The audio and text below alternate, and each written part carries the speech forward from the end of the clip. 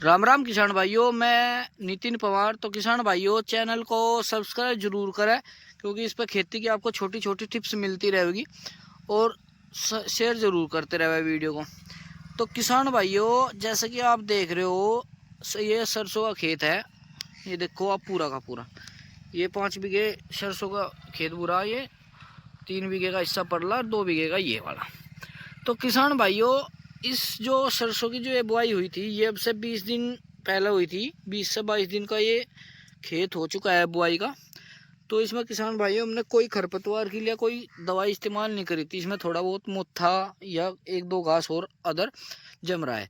तो किसान भाइयों, इसमें जो हम प्रबंधन करेंगे, इसमें पानी देंगे। अब उससे पहले जो हमें इसके अंदर काम करना, उसके बारे में मैं आपको वीडियो में बताऊंगा।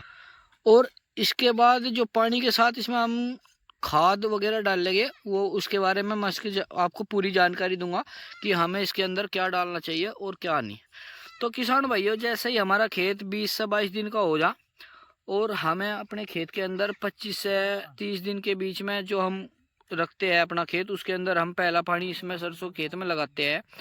तो किसान भाइयों, उससे पहले हमें काम क्या करना है अपने खेत के अंदर। जैसे कि हम ये भाई हम करवा रहे निराई गुड़ाई इसकी, यानी इसमें एक का खोद सी खुरपी था, हल्की सी खुरपी से या दांती से करवा देंगे। और वह मिट्टी बिल्कुल थोड़ी थोड़ी फोकी होती चली जाएगी। किसान भाइयों, जैसे कि आप देख रहे हो, ये देखो, जैसे कि हमने यहाँ से खुदवा दिया। जो खरपतवार था ये भी बाहर आ गया, सारा का सारा निकट गया। और ये सारा बाहर आ जाएगा, या मिट्टी बिल्कुल फोकी हो जाएगी। तो इस तरीके से आप भी अपने सरसों के खेत के अंदर इस तरीके से एक खुरपी हो या दंती हो, उससे थोड़ी थोड़ी नुड़ा लगवावे। अगर कहीं घिन का पेड़ है, वहां से एक पेड़ हटवा दें, और सरसों छिद भी जाएगी और बेहतर भी होगी। तो किसान भाइयों, इससे जब हम अपनी सरसों के खेत में पानी लगाओगे, इससे काफ़ी अच्छा पौधे को मजबूती और बढ़वार मिलेगी, बहुत ही बेहतरीन। और किसान भाइयों, इससे हमारा सरसों का उत्पादन काफ़ी ज़्यादा बढ़ जाता है। तो अब किसान भाइयों, हम बात करते हैं हमें पहले पानी पे हमें अपने सरसों के खेत में किस चीज़ का प्रबंधन करना चाहिए, कौन सा खाद लगाना चाहिए। तो किसान भाइयों, अगर हमने अपने सरसों के खेत में बुआई में डीएपी का इस्तेमाल नहीं किया है, कुछ किसान भाई कर देते हैं और कुछ नहीं करते।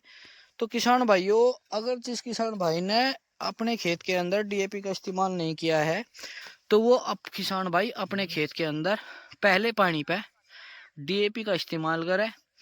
50 केजी पर एकड़ के हिसाब से आप डीएपी ले, और उसके साथ आप यूरिया ले। यूरिया की मात्रा भी आप 50 केजी पर एकड़ के हिसाब से ही ले, तो आपका काफ़ी अच्छा उसका रिजल्ट हमें सरसों के खेत में मिलेगा। और किसान भाइयों, इसे हमें इस्तेमाल कैसे करना, ये हमें इस्तेमाल करना है कि जैसे कि हमें अपने खेत के अंदर पानी देना है, तो पानी देने से पहले या तो अपने खेत के अंदर उसको बखेर दें, जिससे वो हमारे पानी के आगे पड़ जा, और हम जब पानी उसमें खोले तो पूरा का पूरा घुल के हमारे पौधे की जड़ों को मिले। और उससे हमारे जो सरसों के पौधे होते हैं, उनकी जड़ों का विकास होगा और काफ़ी बेहतर पैदावार हमें वो देगा। और किसान भाइयों, इसके साथ हम एक और कर सकते हैं। हमें ज़रूरी है, जो सबसे ज़्यादा ज़रूरी सरसों के खाद को, सरसों के खेत को चाहिए, वो पड़ता है किसान भाइयों इसके अंदर सल्फर।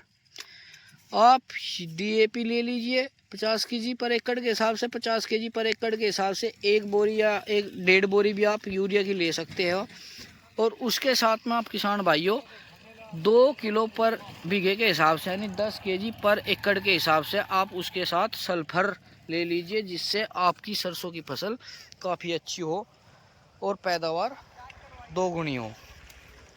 तो सभी किसान भाई इस बात का ख्याल रखें कि 20 से 25 दिन के अंदर अपने खेत के अंदर पहला पानी सरसों के खेत में देवे, और बहुत ही हल्का पानी देवे। और जो हमें खाद प्रबंधन करना है, वो हमें करना है किसान भाइयों डीएपी, यूरिया और सल्फर का। इसके साथ आप कोई और लेना चाहो तो आप इसके साथ 33% वाला जिंक भी ले सकते हो, जिससे किसान भाइयों हमारी जो सरसों के पौधे हैं वे काफ़ी ज़्यादा मजबूत हो जाएंगे, और उसकी जड़ें इतनी मजबूत हो जाएगी और पौधा ग्रोथ करेगा, और उस पर काफ़ी अच्छा बेहतरीन एक तरीके से बढ़वार और मजबूती के साथ पौधा ऊपर को चलेगा। और किसान भाइयों, जब हम दूसरा पानी देंगे, अब हम बात करेंगे दूसरे पानी पे हमें क्या देना। तो किसान भाइयों, जब हम दूसरा पानी देंगे तो 1 बोरी यूरिया और उसके साथ सल्फर का इस्तेमाल हमें करना है। और दूसरा पानी हमें कब देना है किसान भाइयों, सबसे महत्वपूर्ण और सबसे ज़रूरी होता है इसमें, हमें दूसरा पानी किस समय पे देना, समय। तो किसान भाइयों, जो हमें दूसरा पानी देना है वो हमें देना है जब हमारे पौधे पे फूल आने का हो। फूल के आने से 10 से 12 दिन पहले, यानी फूल का एक छोटा सा फली सी टाइप बन जाता है पौधे पे, जब फूल आने की स्थिति हो जाती है।